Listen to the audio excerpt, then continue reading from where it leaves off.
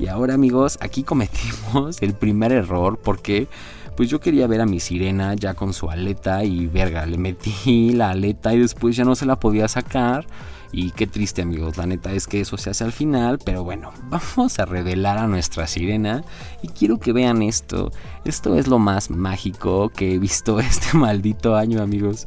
Es increíble, vean el agua, cómo se tiñe, no mamen, la amo, ¿saben? La textura del plástico es como transparente y viene como en forma de escamas y atrás viene el otro color, que en realidad son como 4 o 5 colores.